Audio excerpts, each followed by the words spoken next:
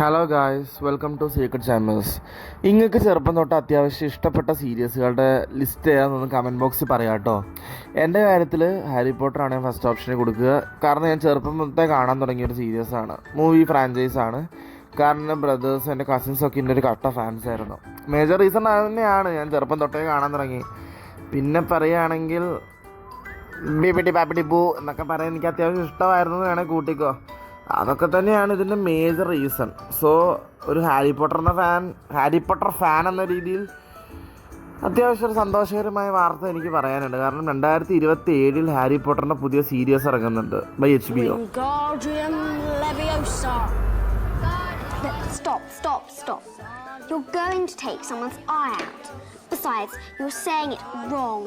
It's Leviosa, not Leviosa. ഒന്നുമില്ലേലും ഈ സീനെങ്കിലും ഓർമ്മയുള്ളവരായിരിക്കും മിക്കവരും.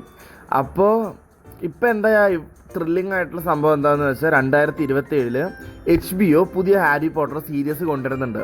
അപ്പോൾ അതിൻ്റെ മെയിൻ ക്യാരക്ടേഴ്സ് ദ ഗോൾഡൻ ട്രയോൻ്റെ കാസ്റ്റിംഗ് അവർ പുറത്ത് വിട്ടിട്ടുണ്ട്. അപ്പോൾ ഈ 3 പിള്ളേരാണ് ഇവർ പറഞ്ഞിരിക്കുന്നത്, സെറ്റാക്കി വെച്ചിരിക്കുന്നത് എന്നാണ് പറയുന്നത്. So the boy who lived ആയിട്ട് വരുന്നത് ഡൊമിനിക് മക്ലഫിനാണ്. റാഡിയൽ ഡാനിക്ലിഫിനെ പോലൊക്കെ എനിക്ക് തോന്നിയിട്ടോ ചെറുതായിട്ട്. ആദ്യത്തെ സിനിമയിലൊക്കെ പുള്ളിക്കാരൻ ഇങ്ങനെ ആയിരുന്നില്ലേ. പിന്നെ ഹെർമിയോണി ഗ്രാഞ്ചറായി വന്നിരിക്കുന്ന അറാബെല്ല സ്റ്റാൻറ്റനാണ്. നമ്മുടെ എമ വാട്സൺ അടിപൊളിയാക്കിയ ഒരു ക്യാരക്ടറായിരുന്നു. സോ ഗോൾഡൻ ട്രിയോയിലെ ലാസ്റ്റ് മെമ്പറായ റോൺ വീസ്ലി ആയിട്ട് ഇവിടെ വരുന്നത് ആലിസ്റ്റർ സ്റ്റൗട്ട് എന്ന് പറഞ്ഞ ഈ ചെക്കനാണ്. പുള്ളിക്കാരൻ അടിപൊളിയായിട്ട് എനിക്ക് തോന്നി. കാരണം ആ ക്യാരക്ടറോട് കുറച്ചും കൂടി മാച്ചിങ് ആയ അപ്പിയറൻസ് എനിക്ക് പുള്ളിക്കാരന് കിട്ടി, ഒരു വൈബ് എനിക്ക് കിട്ടി സെയിം മാച്ചിങ് ക്യാരക്ടറിൻ്റെ. സോ ഇതാണ് ഈ 2027 വരാൻ പോകുന്ന HBO ഹാരി പോട്ടർ സീരീസിൻ്റെ കാസ്റ്റിങ്.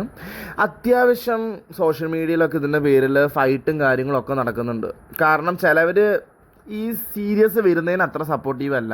കാരണം അവർ പറയുന്നത് അത്യാവശ്യം നല്ലൊരു മൂവി ഫ്രാഞ്ചൈസ് അവർ കണ്ടതാണ്, അവരുടെ മനസ്സ് നിറഞ്ഞ രീതിയിലുള്ളൊരു ഫ്രാഞ്ചൈസ് ഓൾറെഡി ഉണ്ട്.